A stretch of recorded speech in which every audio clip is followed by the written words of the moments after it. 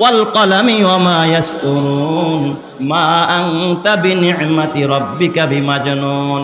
আপনাকে ওরা পাগল কয়, আমি জানাই দিছি না না, তিনি আমার নিয়ামতে ধন্য, আমার নিয়ামতে ধন্য যিনি, তিনি কোনোদিন পাগল হতে পারে না। আমি আপনার পক্ষ নিয়ে আমি তাদেরকে জবাব দিয়া দিছি। আর আজকে বুঝি নবী হওয়ার পরে আপনাকে আমি ছেড়ে দিব।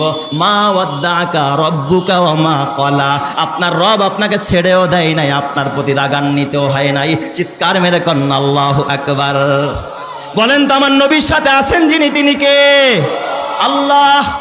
এই জন্য আল্লাহ কালাম ইয়াজিদিকা ইয়াতীমান ফাআওয়া, 2 নম্বরে আর একটা নিয়ামতের কথা আমার আল্লাহ স্মরণ করে দেয়, ওয়া ওয়াজাদাকা দাল্লান ফাহাদা। নবী আমার, আপনাকে কিন্তু আমি পেয়েছি পথের সন্ধানী। এখানে দল্লুন শব্দের অর্থ অনেক সময় গোমরা হয়, কিন্তু এখানে এই অর্থ করা যাবে না। ওয়াজাদাকা দাল্লান ফাহাদা, আপনাকে আমি পথের সন্ধানকারী পাইছি। আপনি পথ তালাশ করতেছিলেন, শরীয়ত তালাশ করতেছিলেন, বিধান তালাশ করতেছিলেন। আমি আল্লাহ কোরআন নাজিল কইরা, ওহী নাজিল কইরা আপনাকে আমি শরীয়তের বিধান দিয়া দিছি, পথের দিশা দিছি। জোরে কোন সুবহানাল্লাহ। তাহলে আমার 2 নম্বরের নিয়ামত। 3 নম্বরের নিয়ামত আল্লাহ তাআলা ডাক দিয়া ওয়াজাদাকা আইলান ফাগনা।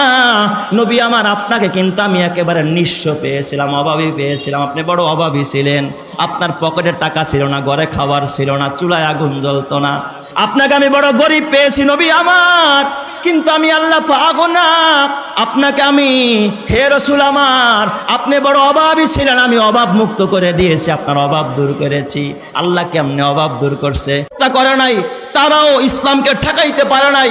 এই যুগেও সেই ইসরায়েলের কুত্তা বিনিয়ামিন নেতানিয়াহু এবং তাদের দূষর, চাইছে আমেরিকা হোক, চাইছে ভারত হোক, তারাও ঠেকাইতে পারবে না।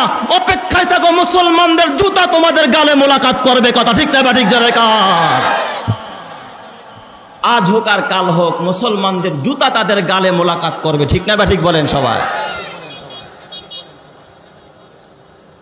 এই জন্য আমার ভাইয়েরা, নবীজির উপরে মক্কি জিন্দেগিতে যত অবিচার হয়েছে, জুলুম হয়েছে, অন্যায় হয়েছে, সাহাবায়ে কেরামের উপর যত নির্যাতন হয়েছে, মানুষ কি ইসলাম গ্রহণ করা বন্ধ করে দিয়েছে? করে নাই। কারণ মুসলমান তো হালাল জাদা। মুসলমান কি বলেন? হালাল জাদা। হালাল জিনিসের মধ্যে বরকত আছে না নাই? তোরা তো হারাম জাদা, তোদের তো জন্মের ঠিক নাই, তোদের বাবার পরিচয় নাই, তোরা তো হারাম জাদা। হারামের মধ্যে বরকত নাই, হালালের মধ্যে বরকত আছে না নাই? দেখবেন আমাদের দেশে 2 ধরনের প্রাণী আছে। গরু, এটা হালাল না হারাম? পক্ষান্তরে কুকুর,